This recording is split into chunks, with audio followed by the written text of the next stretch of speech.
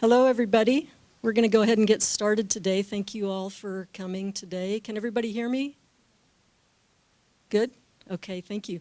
I'm Nancy Heil. I'm on the board of the Rattlesnake Creek Watershed Group. We've got two other board members here with us today, Matt Trentman and Judy Mulland. So if you have any questions about what we're doing, yes? Sure.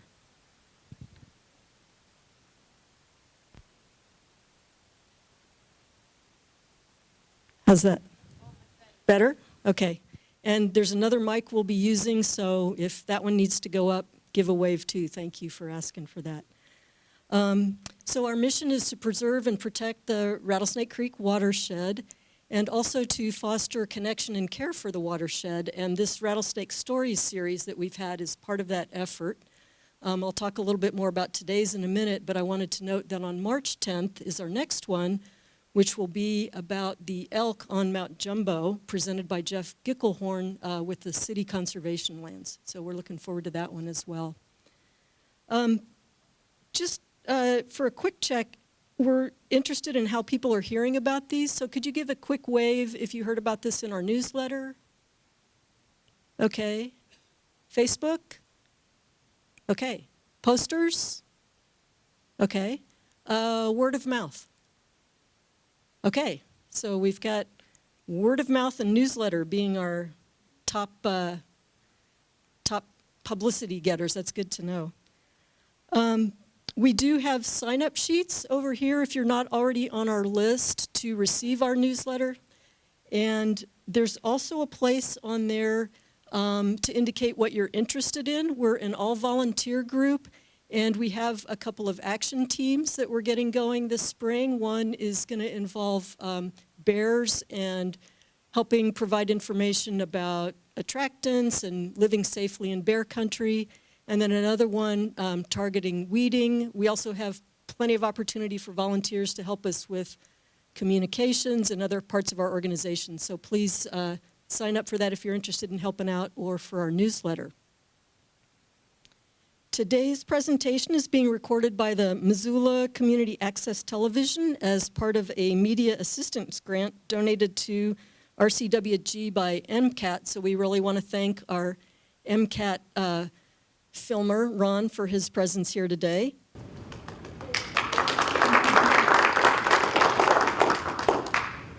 So we'll move into our presentation now.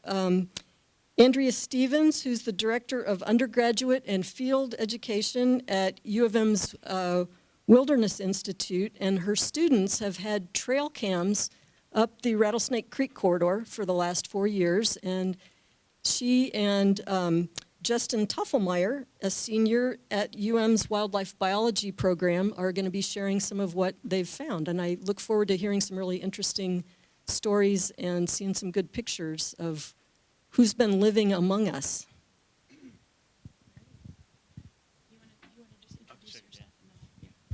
Okay, hi, I'm Justin Toffelmeyer. I am a senior studying wildlife biology. I'm from Helena, Montana, so I've lived in Montana pretty much my whole life. And I participated in the Wilderness and Civ program over the fall, and I'm actually doing kind of a follow-up study on kind of what we did with the rattlesnake cameras in the fall, so as part of my senior project, so yeah. All right, so Justin and I are going to be splitting the presentation today, and as Nancy mentioned, my name is Andrea Stephens, and I just want to give a huge shout out to all of you for coming on Super Bowl Sunday. We are going to have a halftime show halfway through. I think Taylor Swift said she'd be here. I'm pretty sure we got her booked for that performance. But before I introduce us, what just happened? Matt, help us out. Okay. Oh no, okay. Before I jump in to the rest of the presentation, which is going to talk about a project that we've been doing, I just want to mention the Wilderness and Civ program because that's the program that I direct at UM. And if you're a Wilderness and Civ alum, could you stand up? Woohoo! So 3 of our fabulous community members who have participated over various years in the program are here today. So the Wilderness in Civ is a program within the Wilderness Institute, which is a unit in the Franke College of Forestry and Conservation. And it's an interdisciplinary program that's been running since the 60s. By the way, does it sound like I'm shouting? Okay, good. I'm used to teaching outdoors, and I have a very loud voice. To me, it sounds like I'm shouting. Anyway, the program's an interdisciplinary program, including coursework in literature and art and field skills and watershed science, and also in conservation ecology. And so we have 2 faculty members that rotate through the task of teaching the conservation ecology course, Solomon Dabrowski and Karen Nelson, and both of them live in the Rattlesnake. And so we decided, the 3 of us decided that this would be an amazing opportunity because we had some funding to get these fairly high-end game cameras. We thought it would be a great opportunity to set up game cameras with our students and do a project that was also sort of spearheaded by Chris Hansen. So Chris is a postdoc researcher with the Boone and Crockett Foundation in conjunction with the School of Forestry. And so this is Chris working on the Rocky Mountain front, and in fact, he's working right outside of the area that our students backpack in the fall. So all of our students take a 10-day backpacking trip in the fall, and the footage that he has of the wildlife in this area is pretty incredible. And anyway, so huge thanks to Chris because he helped us design this project. Some of his PhD research and postdoctoral research has been on the Rocky Mountain front, but a huge part of it has been here in Missoula County. And so he helped us design, and he helps us every year set up the whole project. So just big shout out to him. And I'm going to talk a little bit about just generically why game cameras are useful, and then I'll show you some slides, some of the fun things that we found in our project, and then Justin's going to talk about the project that he was involved in this particular year, looking at sifting through all the data that we've captured over the last 3 years. So I just want to make sure you're all aware, game cameras, you can buy one of these little jobbies for not very much money or go out to Bob Ward's and buy one. They are used obviously by hunters and recreationalists, but also they're used extensively in research. And so I just want to make sure you're aware of some of the values of these game cameras. One of them is that you can get data from them that's non-invasive. So I don't know how many of you have ever seen footage of people like aerially darting bighorn sheep or elk, and then you've got to throw a net down on them, and then somebody, lands, and then they go and, get teeth samples or blood samples. Maybe they're looking at age, maybe they're looking at gender ratios, whatever it might be. But this cameras can get a lot of data about wildlife in a non-invasive way, so nobody ever has to touch the animal, stress it out, rappel out of a helicopter. So that's one of the benefits of using cameras. You're also able to capture multiple species with one camera, as opposed to the very difficult effort of trying to track down, actually send people out into the field and hike out to where you might encounter a wild animal. So you can capture lots of species. These are images from some of the many projects around the world that obviously on the right, maybe you can't tell, but that's a squirrel in Montana, elephant. So some of the nice things about cameras also is that you're able to actually study elusive species, so species that are not large, charismatic, or easily tracked. So, some things that are rare or unable to be found easily, leopards, tigers, different species of primates. And then also you can study very common species alike ground squirrels or deer. So those are some of the benefits of using game cameras. And when we talk about the information that you get from a game camera, people typically refer to them as camera traps. So just to be clear, when you're talking about trapping wildlife, that's a very different thing than a camera trap. So if you're trapping images, it's hands-off, non-invasive.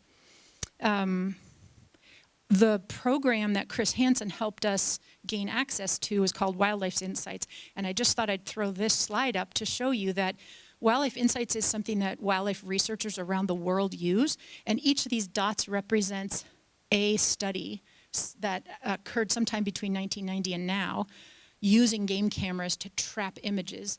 And so any person that makes an account here can go in and, pick out data, meaning photographs from Papua New Guinea or South Korea.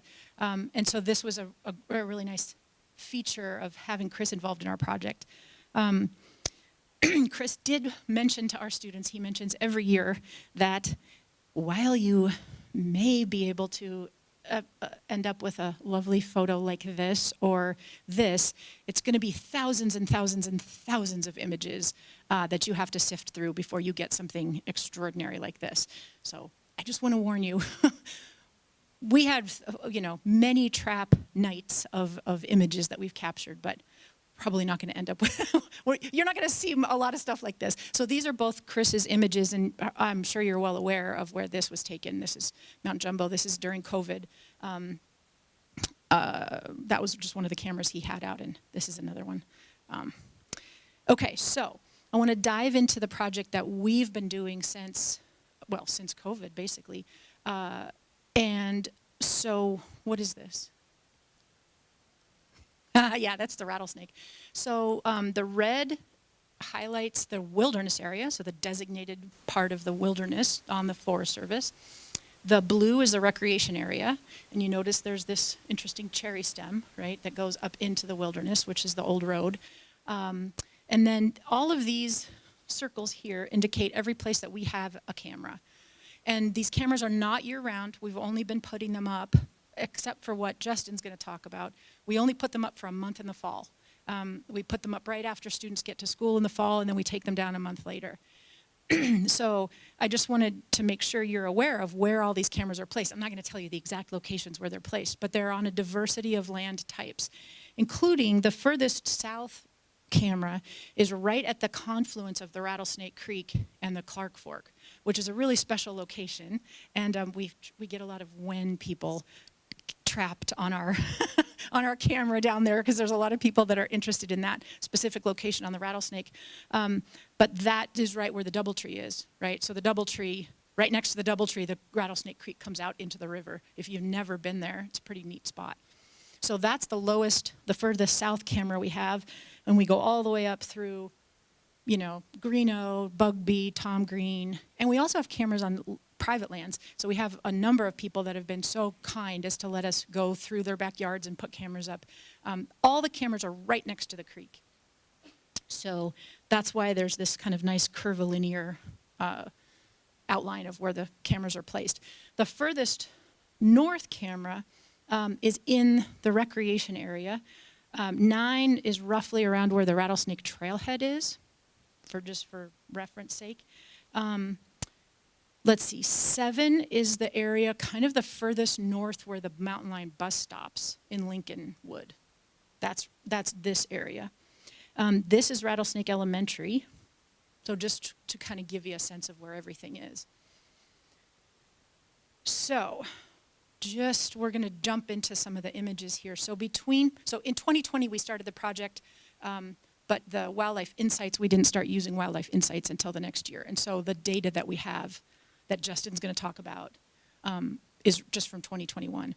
But since 2021, we have images captured over 1,071 trap days or sampling days.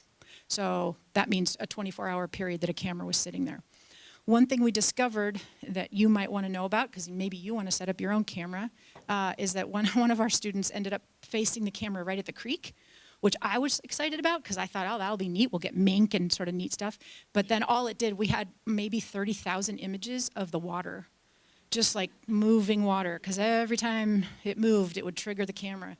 So that was a useless, those poor people got back, they were so excited, they got back their SD card and were like, oh, God, there's nothing there. So 1,000 trap days. Oh, wait, I was going to ask you. You probably didn't see that, did you? I want to know what you think. How many species do you think that we found? But you already saw it, didn't you? Darn it. Okay. Because I don't know that I would have been able to guess how many species we would have found. But over those 3 years, we found 28 different species That does not include the many dogs, cats, and people that were also captured on these cameras. So 28 species, and that's mammals and birds both. We did not get any reptiles or amphibians or fish. So there you have it, 28 different species. Okay, now, question. What do you think the most common animal species we found? Wild ones, not the dogs and the cats, because there were plenty of cats. All right, so just FYI, your cats, they're out there. Squirrel, deer, voles. You're pretty good. It was deer. But I want to just say, so I'm going to show you some of our favorite deer pictures, because even though deer were the most commonly captured species, they weren't, and I just want you to be aware, these students, when they pull their cards out of their camera, then they have to go and look at every one of them. And how many did you have, Riley? Yeah, how about you? 6,000, how about you? Yeah, so they have to sit there and go through 5,000 pictures and see what the heck's in there. So Wildlife Insights is this really nice program where it'll actually help you do that. But, looking at 5,000 pictures of white-tailed deer, after number 80, you're kind of like, ah. But I thought that what we found were that we found some interesting things. So we found some atypical deer.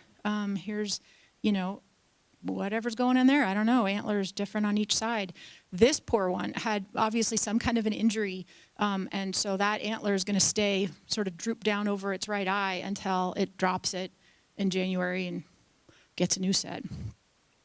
This was a set of, because the cameras will flash, boom, boom, boom, boom, boom, and so this was like a series of flashes over whatever, of 60 seconds of some kind of thing. I don't know what's happening here. I'm not I'm not a behavioral specialist in white-tailed deer, but something's going on. They're fighting. I don't know. It was October, if that means anything, could.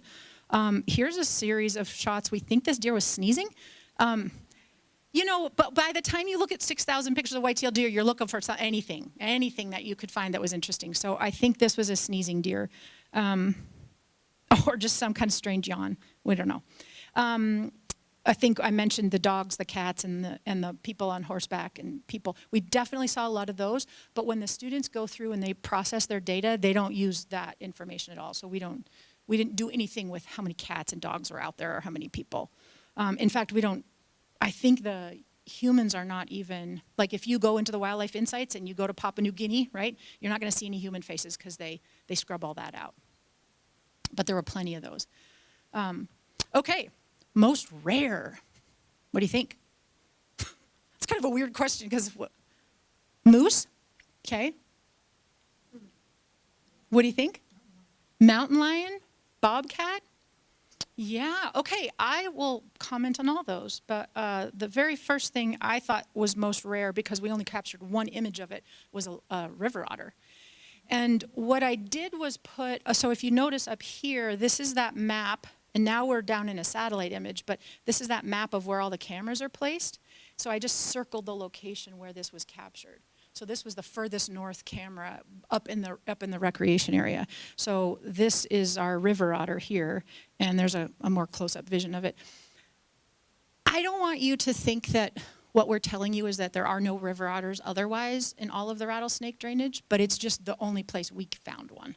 So I know for a fact there are lots of other river otters all up and down the Rattlesnake, but for whatever reason, we only got one. So that was interesting. What do you think these are? Shape might help you. Yeah, beaver. Yeah, they look like a raccoon. They're shaped like a raccoon, but they're beaver. And the other weird thing that I found surprising was we found only one site of all of the 12 camera locations that we have where there were beaver. I don't know why, because there's lots of beaver in the Rattlesnake, but not necessarily down in the areas where we had the cameras set up.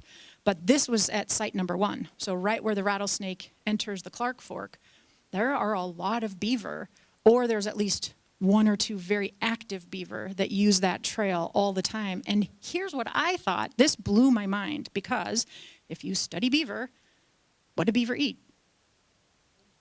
right? They eat the cambium layer, actually, so the underneath the bark and what's underneath the bark. But this beaver eats apples.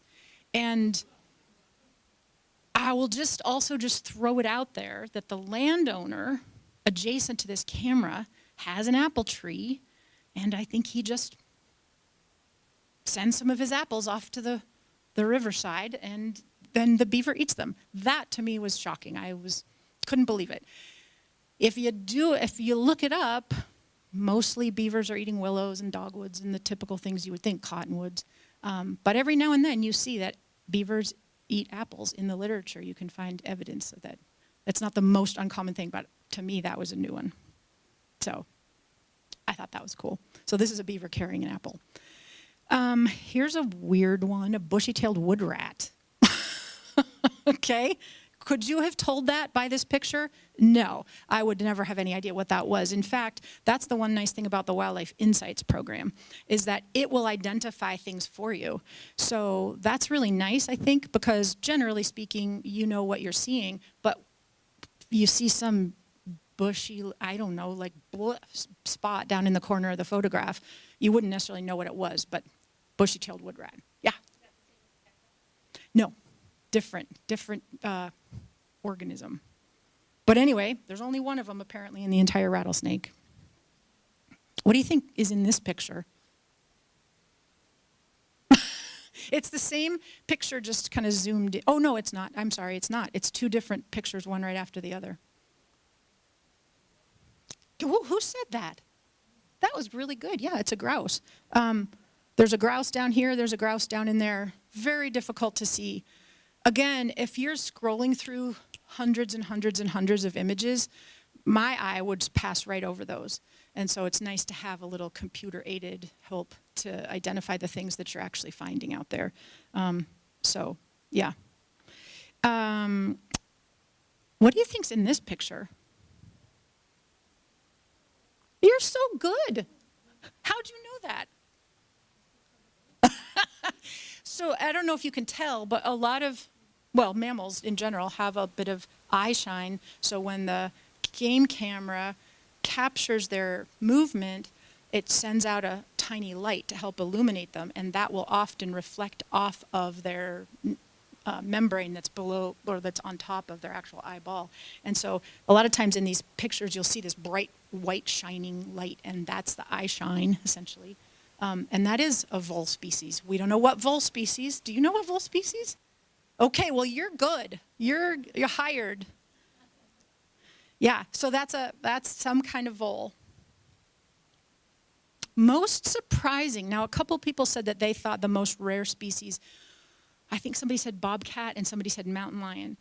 What I was surprised by was that the only places that we picked up mountain lions were up in the furthest reaches of the camera project site. So clear up in the recreation area. But I mean, how many of you, raise your hand if you live in the Rattlesnake? Okay, yeah, so you know there's gobs of them. So why did we not find more? I really don't know. I don't know why our cameras didn't pick up more. But the only places, so you notice this is site 12, way the heck up there, and then this one was from site 11. And none of the rest of our cameras captured lions, and I don't know why. So to me, that was very surprising because I would have expected lots. You know, they're kind of everywhere. There's something about that picture. I don't know what it is, but I love that picture. Yeah, I think it's the light, something about the light. And that was last year. Yeah, that was last year. Here's another one that I found surprising. So, okay, what is this? Moose, thank you. But look where we found it. Clear down, and this is site 7, so this is Lincolnwood. The winery is right over here, and then the elementary school is here. So I think I was kind of surprised that we found moose so far south. Now, I'm sure some of you remember there was a few years back, Fish, Wildlife, and Parks had put up signs, or some other kind soul had put up signs at the bridge across behind the elementary school saying, hey, there's a moose in here. But I was just surprised to see one as far south as we did. There are plenty of moose in the Rattlesnake. further up. And so this was one of the moose that we captured way up at Site 12, clear up in the recreation area. So they're definitely out and about. And if you ski up the Rattlesnake corridor in the winter, you see moose tracks all the time up there, and you're always like, really don't want to run into one. But I was just surprised that how far south in the creek corridor we've seen them. Has anybody, any of you, ever come across moose further than that? Further south than that? Oh, you're right. You're totally right. Right. That's a good point. I shouldn't have been surprised. But there you have it. We live near moose. All right, so before Justin jumps in with his project, I'll just show some of the other things that I thought were interesting. And I just want to be clear, I'm not a wildlife biologist, so I don't work in the wildlife program, for what that's worth. But I thought these were interesting. So what's this? Fox. And what I did, again, was I highlighted all of the sites where we ever picked up foxes. And so it looked to me like pretty much, well, let me just say that the furthest south was, I think that's Site 2. So clear down almost into Greeno, all the way up into the recreation area, we're finding foxes. Both day and night we were finding foxes. So how many of you have seen foxes in town? Yeah. I think it's neat because you don't see them that often, but when you, like Chokecherry Gulch, remember? I don't know if any of you remember, there used to be some foxes living in one of the old dilapidated cabins, and you could kind of walk up Chokecherry and find them. But you don't see them that frequently. So I think that's neat that they're pretty widespread, at least according to our data. And I am not saying this is not published data. This is data that's gone for a month every fall for 3 years. So I'm not making any grand claims, but I think it's interesting that we found foxes kind of across the range. How about this? Coyote. I don't know how many of you hear coyotes at night. We hear them all the time, right? So we know they're out there. And these, once again, we found them not even the furthest north up into the Rattlesnake, but the further north you went, we didn't find them. There was a big gap in the middle, and then obviously right downtown, right down Greeno Park area, we did not find any. Again, that does not mean that they aren't there. I'm just saying this is what our cameras captured. So they seem to be fairly widespread, is about the summary that I would make. So I think that's kind of neat. What do you think that is?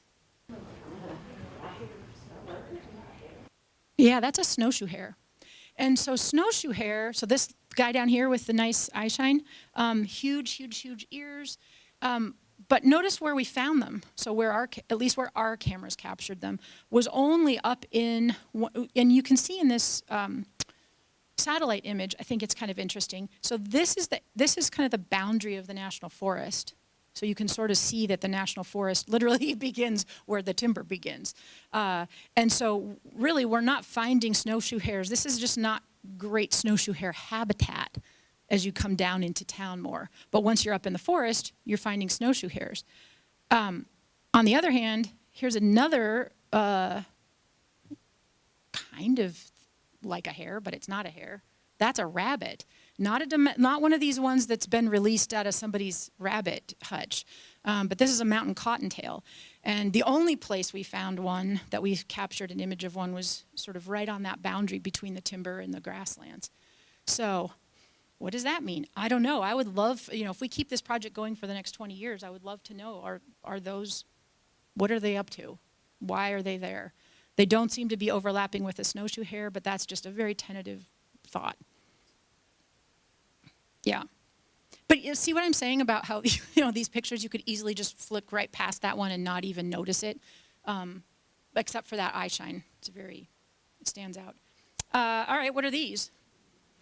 Yeah, raccoons. We found lots of raccoons. And, we just had some in our yard last night. We got up this morning and found their little tracks in the snow going down our walkway. We did not find them up in the timber. We didn't find them up in the Rattlesnake recreation area. They were primarily down where people are. That's sort of interesting. I don't think that surprises any of us, or doesn't surprise me. Skunks. I don't know about you. I rarely see skunks. I just don't see them. I don't know. Maybe I'm not in the right places, but they appear, at least according to our game cameras, they appear like they're up in the recreation area, but not down in the where humans are. Have any of you seen skunks down in town? Oh, you have. Nice. Okay. Well, there you have it. Maybe we have our cameras in the wrong place. Again, I just want to remind you, our cameras are all right next to the creek. So we're not even out in the foothills. You know, we're right along the corridor. So that may have something to do with it. Everybody's favorite, right? Everybody wants to know about the bears. So we found gobs of bear pictures. We had lots of bear pictures. And as you can see from the way I did the map, like they're kind of everywhere also. They're widespread everywhere. I love this photo because it's covered in houndstooth, or houndstooth, sorry. Yeah, so, you know, bears. They're spreading weeds. They're little rascals. But they're kind of everywhere, right? They're all over the place. They're not suffering from malnutrition. That bear is an absolutely gigantic bear, also covered in houndstooth. Also, I thought it was neat. We found a bunch of collared bears. So we captured images of collared bears. So Fish, Wildlife, and Parks is trying to keep track of where these bears are, what they're doing, when do they hibernate, where do they hibernate. And so we found all kinds of images of collared bears also. So bears, yeah, that's all I'll say about that. We got lots of them. We have no dearth of bears. So I'm going to turn things over to Justin now so he can talk about the research project that he did. And this was part of the conservation ecology course that's part of our Wilderness and Civ program.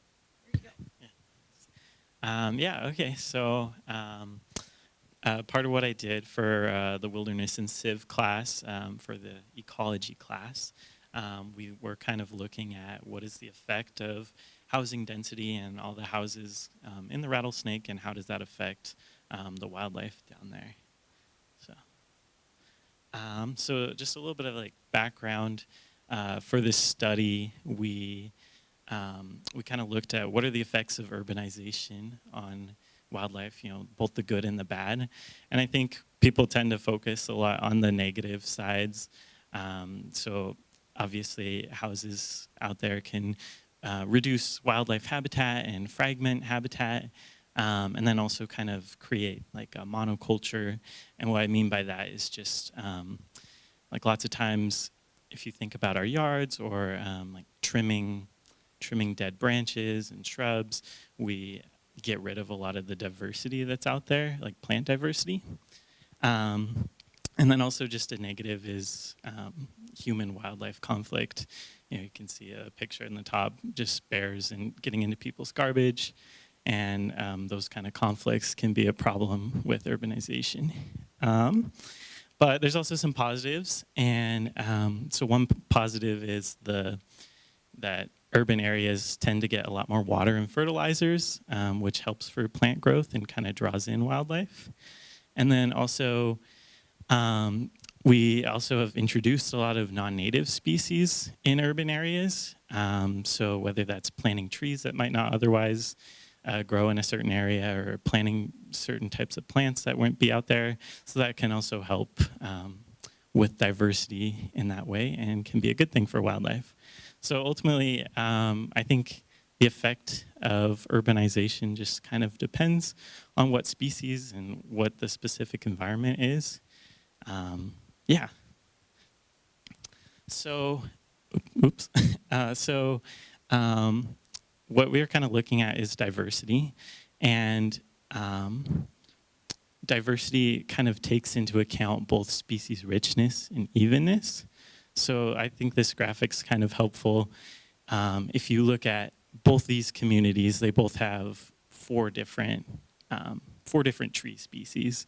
But if you're going to say which one's more diverse, they're definitely not the same, even though they both have four different types.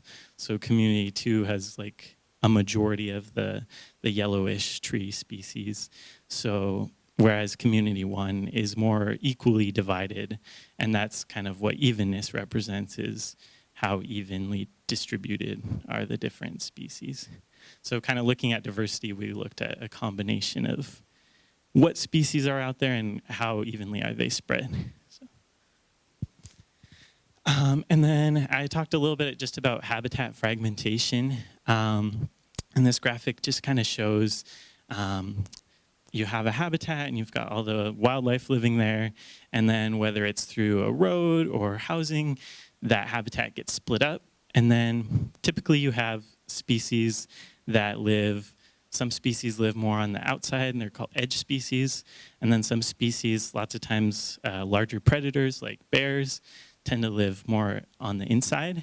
And so when you break up that habitat, the edge species tend to thrive. So like we see lots of white-tailed deer out in the city, and those are species that can do really well living kind of on the edge between more urban places and more wild. And then species like bears have a lot harder time because they're kind of forced outside of their normal habitat. And we talked a little bit about just this is the sites that we looked at.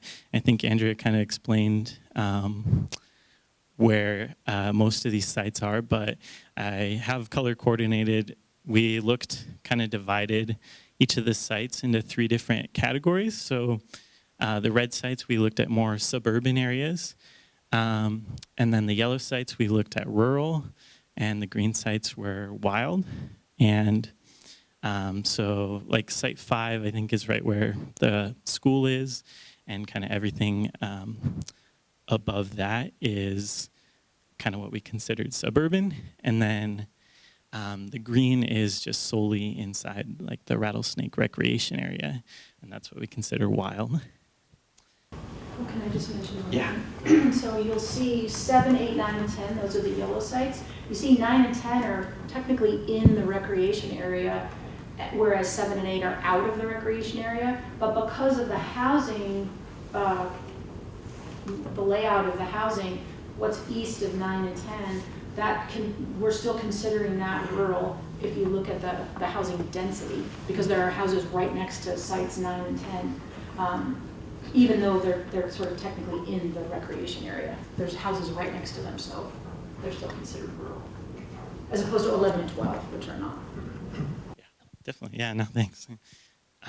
Yeah, so we set up cameras at 12 of these sites along the Rattlesnake Creek, and then we left them out there for about a month, and I took them down and then looked at the results. I guess I'm gonna do a little demonstration, just show you how we set up the cameras, and that's what the stump is for. So basically, these are the game cameras that we used, and what we would do is you open them up. I don't know if we can. Yeah. Should I hold the mic? Sure. Or should I hold the camera? Either way. Okay. Thanks. Okay. So you can open up the cameras, and the batteries are in here, and then on this side you can turn it on, and basically you can change kind of the settings, how many pictures it takes. You can change some of the settings, but basically you're going to turn it on, you press OK, and then it's going to arm the camera and basically just starts taking pictures. And how it works is it basically senses based on body heat and movement, and it takes like 3 rapid pictures right once it sees that. And it does it every time something moves by or it senses that body heat. So then once you start it up, you close it up, and then we use these cables and just basically slide this through.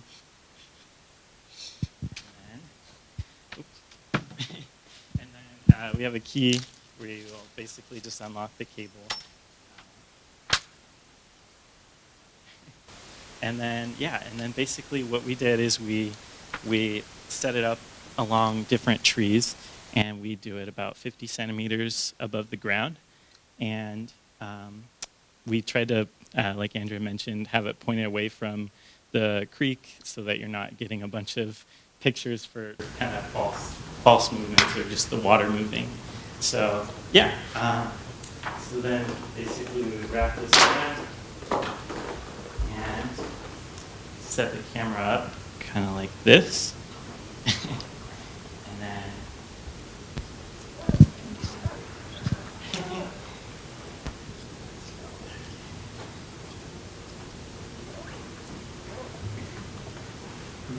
just like this. And then sometimes if we try to have the cameras just so that they're pointing straight, so we use sticks or something to make sure that the camera's pointing straight. And by the way, it's not taking pictures right now, so but didn't turn out. But yeah, so and that's basically how we set up the cameras. It's pretty simple, pretty easy thing to do, and yeah. Go ahead. Yeah. Yeah. I'm not sure that that was just what we followed. I think that if we had it too much higher, I think you would miss a lot of species. So yeah, just having it low enough that we could catch everything that we could. Yeah. Yeah. Is the sensitivity enough that you can turn it down enough to pick up movement of trees, brush, things like that? Because I struggle with mine now. Yeah. Sure. Yeah. It can basically ask, can you change the sensitivity of the cameras so that you're not picking up trees and brush moving? And what we did try to do is every time we set it up, we try to just kind of clear away a space. So not set it up right in front of a bunch of weeds or right in front of a bush. But I think that it only captures like a certain weight class. I'm not quite sure what it is, but so it doesn't capture a lot of the really small animals and probably just those like minor movements. I think it doesn't count those. And then when we upload everything onto the Wildlife Insights page, that website is pretty good about classifying everything. And so it creates a folder of all the false images where there's nothing in there. So that's also helpful. But, yeah. Yeah. Like with water, there's enough advancement in programming and AI, whatever, you could be able to blank out the interference of the creek and point it at the creek so you see animals interacting there. Yeah, I'm not sure. I would think so too. Yeah, I think maybe different types of cameras work differently, but yeah, it's tough because I think it does capture like a lot of those subtle movements, and which does make it hard to go through. So I'm not sure about that. Yeah. To a degree, it picks up sunlight reflecting off the water. And so every time as the sun is shifting and as the water's moving, it's constantly, reflecting everywhere, and that's the problem. But I agree with you. It seems like, couldn't we figure out a way? So much you think, Yeah. And I would also just say that in terms of your question, I think the more landscaping you can do, the better, so that you've got a nice, it's not just a straight shot, as I'm sure you're aware. It kind of, Right. the field of view is like this. Right. So we just trim everything away, to like literally take out some Well, trimmers. that's what I do with mine when I set it from the house, and I try to point, you gotta stay away from the streets and stuff. Yeah, We're up in Lincoln Hills, yeah, so we pick up a lot of stuff, but there's a lot of trees around. You just Yeah. can't help it. right. So you are going to get a bunch of those. Yeah. Yeah. So a quick question about scent. Do you do anything to mask the scent? Because we've set some cameras out and we inevitably get the licking and the sniffing, and what is that right there because of the scent? I'm assuming. Yeah, that's a great point. We haven't done anything to mask scent, but we were advised to try to not leave as much of a trace and not leave any bait or anything like that, any kind of extra scent. But yeah, you're probably right that a lot of just by setting it up, we're leaving that. Yeah. I think also that animals are so naturally curious that they just want to go, they're going to explore it with their nose and their tongue. Sure. So if there's just a strange shiny metal object all of a sudden Yeah. in their space, they're gonna go like explore it with whatever they have to explore it. I will say, little pro tip, if you want to not put bait out, but if you want things to stop long enough to get captured, some people suggest taking a stick and urinating on it and putting it about 10 to 12 feet in front of the camera, and everything that's walking by will definitely stop to check that out, and they will have a nice pose. It works. Yeah. Oh. Can anyone get an account to this tropical? Yeah. I believe anyone can use Wildlife Insights, which is nice because it's very accessible for. Yeah. What I would say, in addition to that, though, is that if you get on there, you don't just see everybody's pictures. Like, if I want to go check out the project in Papua New Guinea, you have to ask for what pictures you want, and then you have to download it. And that download can take hours, depending on how many photos they have. So it's not like you can just scroll through all of their pictures. Yeah. You have to download it all first. Yeah. No, yeah. Oh, sorry. Any other questions? Okay. Did anybody vandalize it? Oh, we actually last fall we had somebody come and put duct tape around the camera and knock it down. So it is tough. We have to. I think we try to put the cameras off trail so it's not in the way. But that definitely does happen.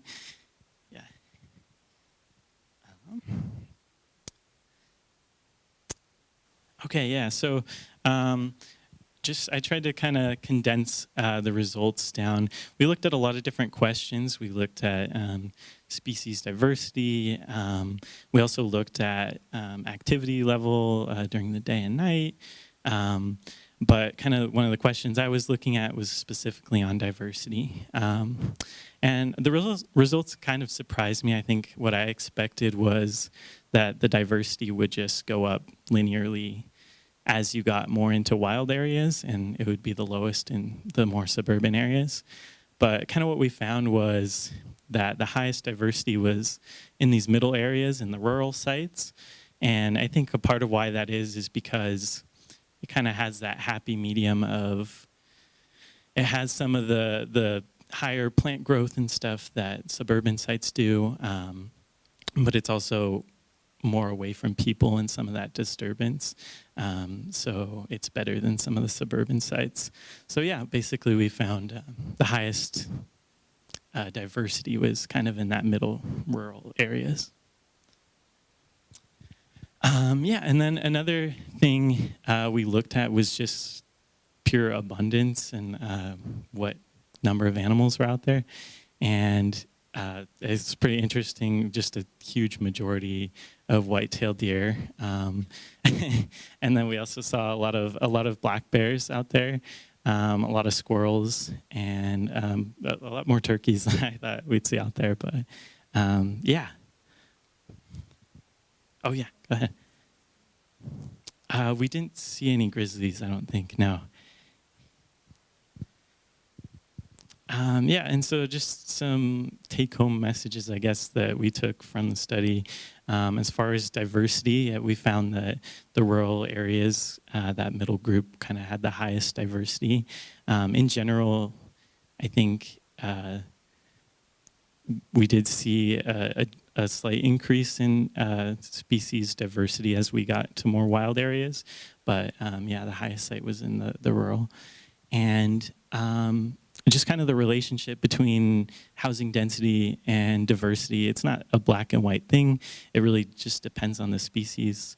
Like we said, white-tailed deer are really comfortable in the city, and also bears are starting to become a lot more comfortable here too. So it just depends on the species and kind of the area.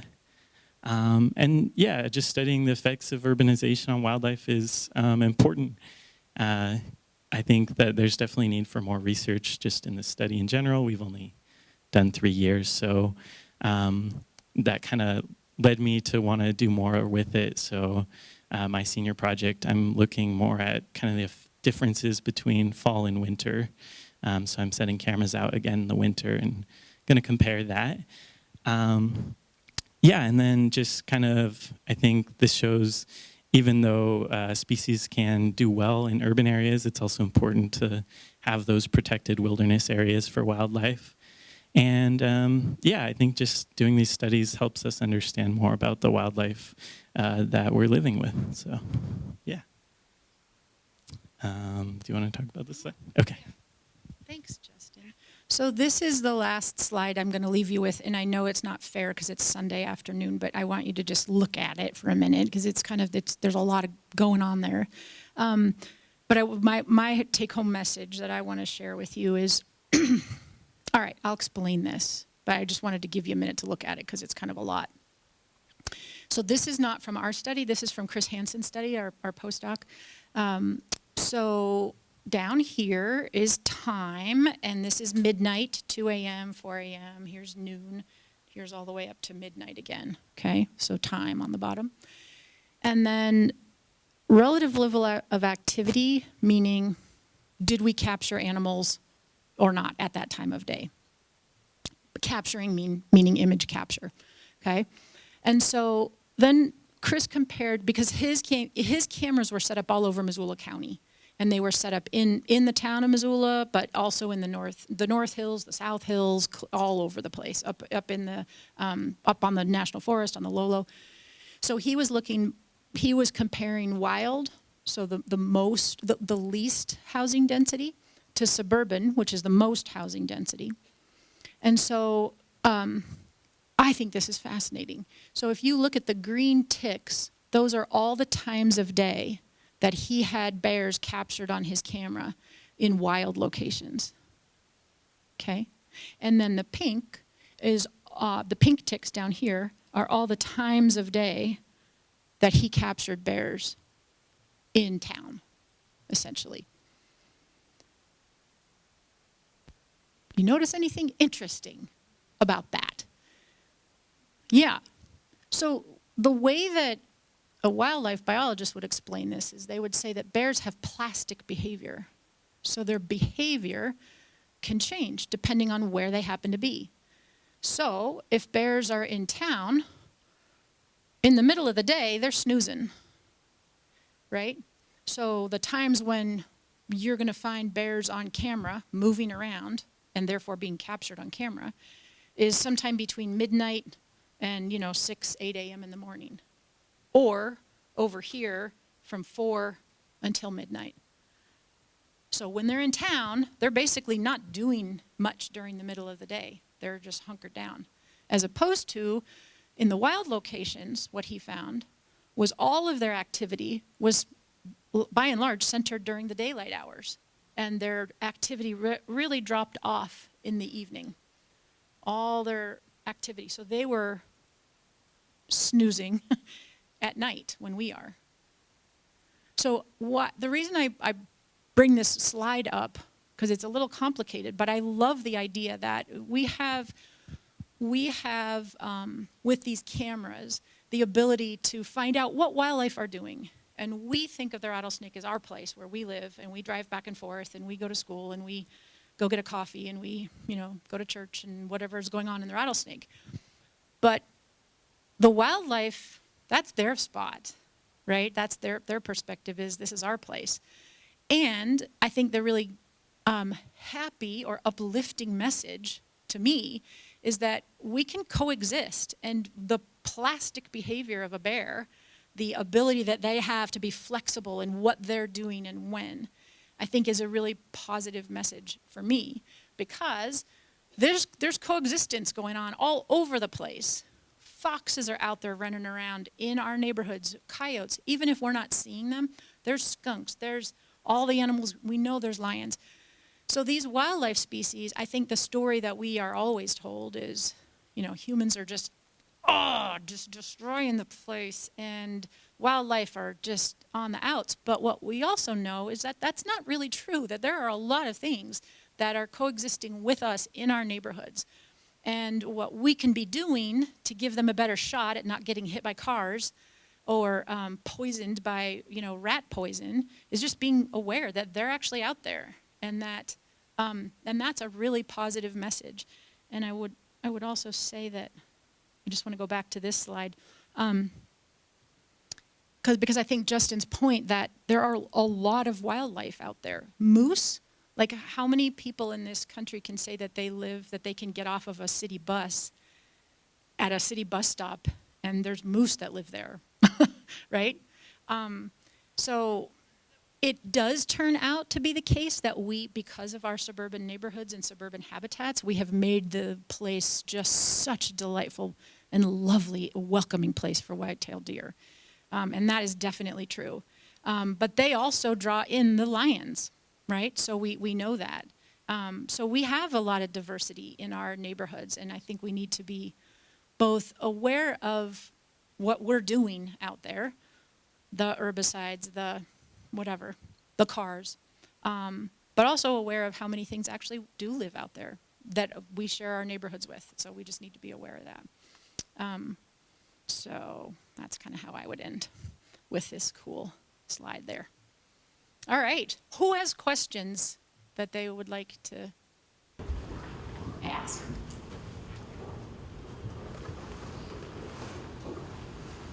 Oh, good, we didn't do that before.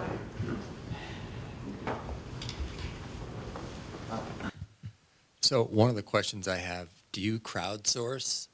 There's a bunch of us probably out here that are taking a lot of shots, but it'd be fun to plug them into some bigger picture. That is a great idea, and no, we don't do that, because what we've done with this Wildlife Insights program is we just take our students' data and just have a project. But I love the idea of that, because you're absolutely right. I know that there's people out there with game cameras. I mean, I've run across them myself, right? In fact, there was one, I don't know if it was yours. I was like, oh, this is my spot. What's that camera doing here? But no, I agree. I love that idea. And I wonder, I'm not aware, I don't know if any of you are, but is there something like Wildlife Insights where you could gather all that information? I don't know. But I love the idea. Yeah. What else? Oh. Well, I was just going to quickly ask that, you concentrate on the corridor of Rattlesnake Creek. Yeah. And I think probably a lot of us that have maybe trail cams in our homes, we don't live on Rattlesnake Creek. Yeah. But we're seeing some of the same patterns, at least I've noticed over 30 years where we live, that, yeah, the same patterns, what time the deer are coming in, what time the bears are coming through, what time the raccoons, many animals, and it's just exactly like that chart. Mm-hmm. They're adapting to living in an urban area. Yeah. But are you going to ever expand what you're covering now or what you have covered? Great question. I don't know. I mean, the two of your comments go hand in hand, I think. And it would be so neat for, I kind of look at that as maybe like some kind of a capstone project or some other kind of student project that we could put a plea out to the community. Hey, if you have cameras out, could we get your data? Because we would add a lot to we would have a lot more than whatever, the 30,000 images we ended up with. It's a great idea. And I love the fact that you're noticing all that, because that's citizen science, right? So we got people out there in the community who are like, wait a minute, I've seen all these raccoons, and I looked at the dates and the time of day when they were out, and so you have that really important information to share. So I agree. That's a really great point. I'm glad the two of you brought that up. In a similar vein, I wondered if are there data available for waterworks or jumbo or any, again, the areas a little bit further away from the creek? And do you know if anybody's doing anything, or even in some of the Forest Service land? I don't. I know Chris Hansen did for his postdoc, some of his postdoc work. He did have cameras all over jumbo. And I know, I mean, who was it? Maybe Fishwell. Oh, no, they had a collared lynx. Never mind. I don't know if that data is out there somewhere that we could all get at. I don't know. But I think it's a great idea because, right, it would be so valuable, like for Jeff Gickelhorn to know, rather than one small entity putting their cameras out, like if we could crowdsource everybody's, I think that's genius. Yeah. Yes. Question for Justin. So you're doing your winter sampling now. I guess, is it now? Like, what's your sampling period? Are you doing the same 12 sites? I'm curious to hear more about like the details of the winter sampling. Yeah, I just finished setting all the cameras out. It was more of a process than I realized it would be. It took some long days of hiking out there, but yeah. So and I'm just got them all out, and I'm leaving them up for another month or so. So I'll probably take them down early March.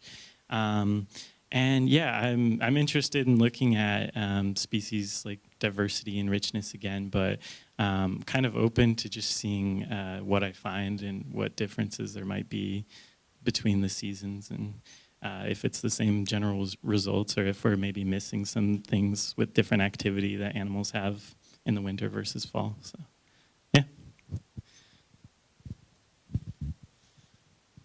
Questions? Yeah.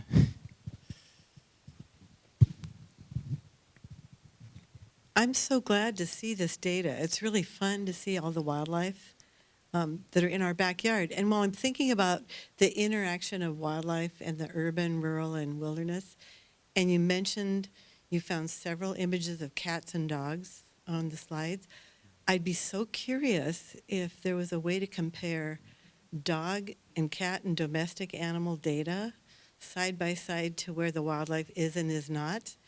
And it would be very intriguing for our whole neighborhoods, Lower Rattlesnake and Upper Rattlesnake, to get an idea of how our domestic critters may or may not be affecting wildlife populations and their movement, and how they might be in the habitat with them.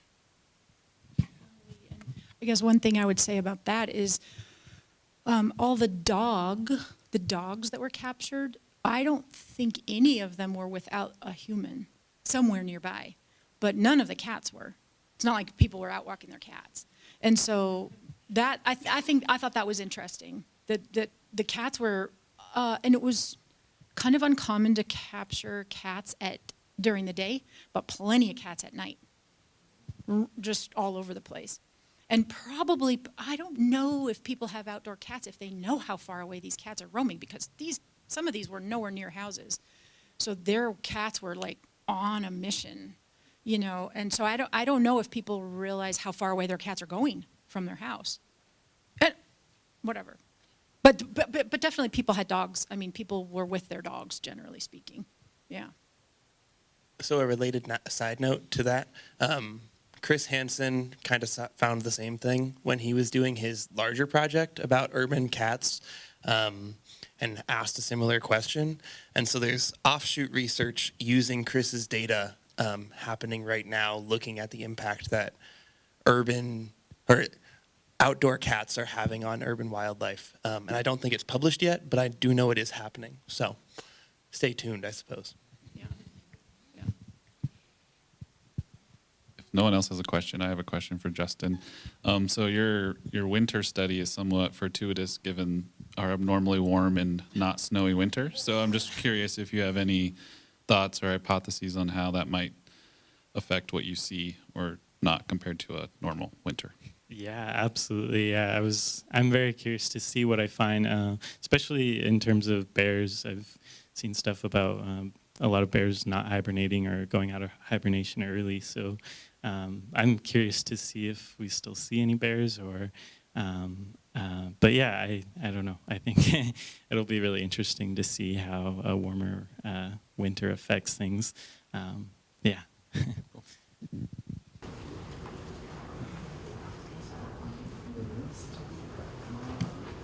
Well, thanks, folks. You all still have time to catch the kickoff. Let's give Andrea and Justin a big hand. Thank you so much.